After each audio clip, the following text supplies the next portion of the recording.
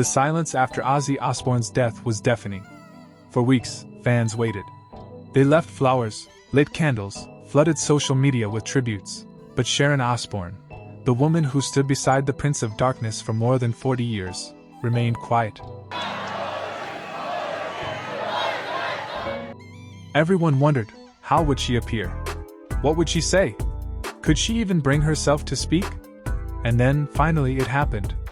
Sharon stepped into the light. Her first words after losing her husband were not about herself. They were about the fans. And I want to thank everyone for all their texts and goodwill. Love they've sent to us. And the moment she spoke, it broke hearts around the world.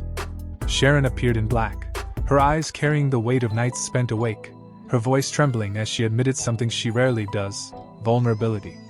She thanked the fans for what she called an otherworldly love. She admitted she couldn't find the right words, that grief had left her speechless. It was so gentle.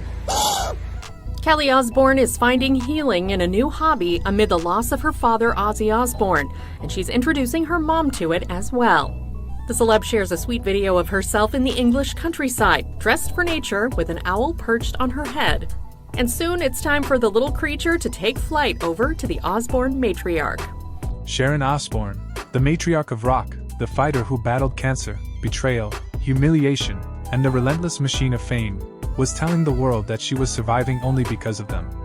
Fans, strangers, people who had grown up with Ozzy's music, people who had never met Sharon, but who poured love into messages, posts, and tributes. Really, really good. And I want to thank everyone. She admitted that love was the only thing holding her together. And then came something unexpected. A video.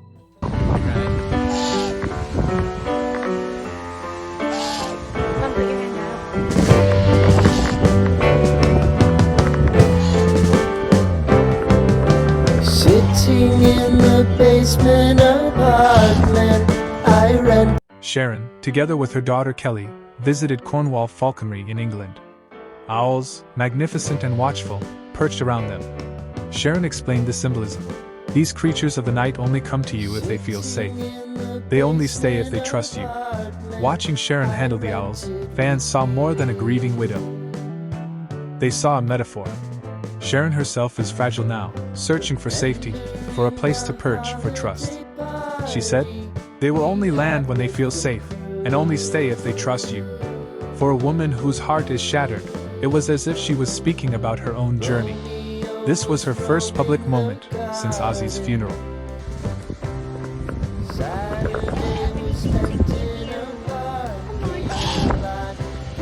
On July 30th, the world watched as Ozzy Osbourne was laid to rest in Birmingham, near the city where it all began. Thousands lined the streets. Fans played tributes. Fans wept openly.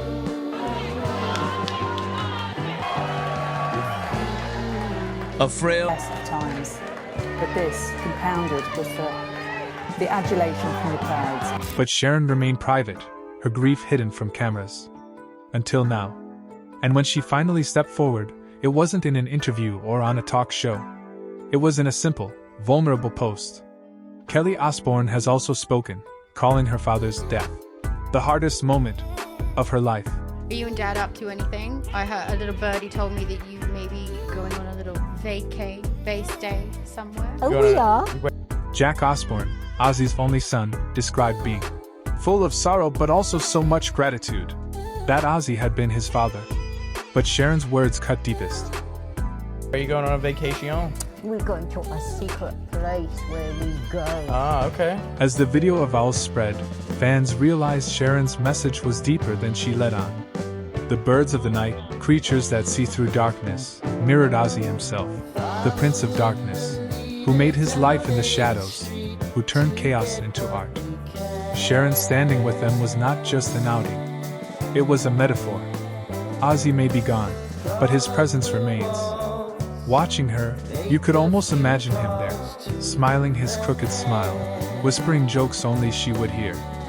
Actually, the next thing I want to do there is get a tennis court built. What the hell do we want a tennis court for? But I still have the pool table somewhere, don't I?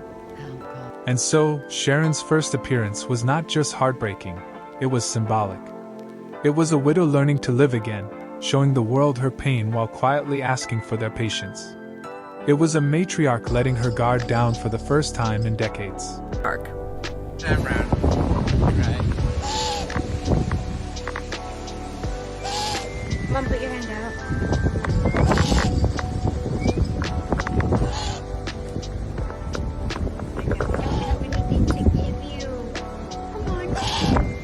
Her words will be remembered. Your love has carried me through many nights. Because Sharon's first appearance after Ozzy's death proves something profound. That love doesn't die with the person.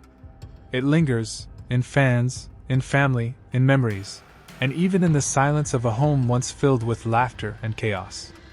And so, the world grieves with her. Sharon Osbourne's first appearance after Ozzy's death will break your heart, but it will also remind you of the power of love. The power of fans. And the power of a woman who, even shattered, still finds the courage to say thank you. Because behind the fame, behind the music, behind the myth of the Prince of Darkness, there was always Sharon. And now, as she faces life alone, she shows us something more haunting than any Black Sabbath song could capture: the sound of silence when the music finally ends.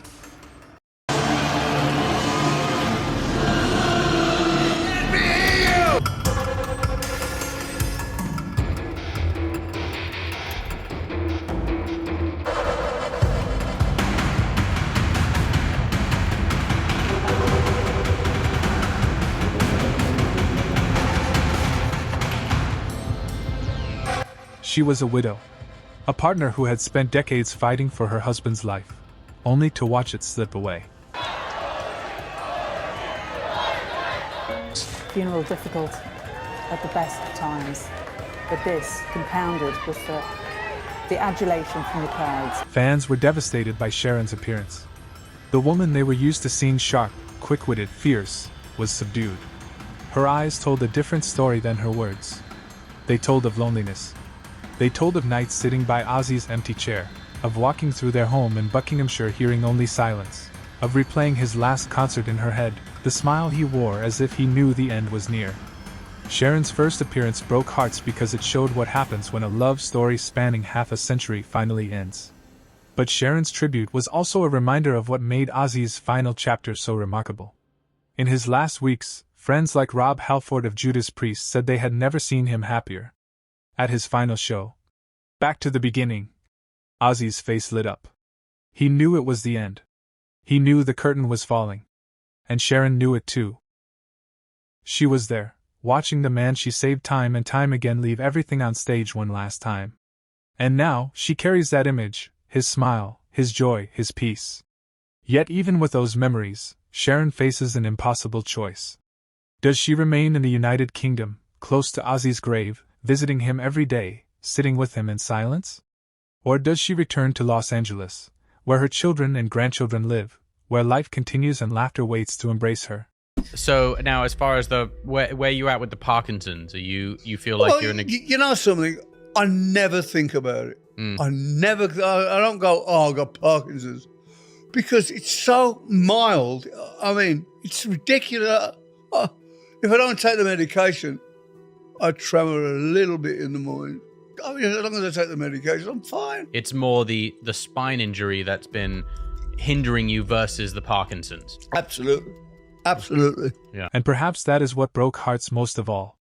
Sharon Osbourne, the woman who turned a wild, destructive frontman into a global icon, the woman who fought cancer and betrayal with fire in her veins, was suddenly fragile. She admitted she didn't have the words. She admitted she was surviving on the love of strangers. And in doing so, she reminded the world that grief does not spare the strong. Right. Mum, put your hand out.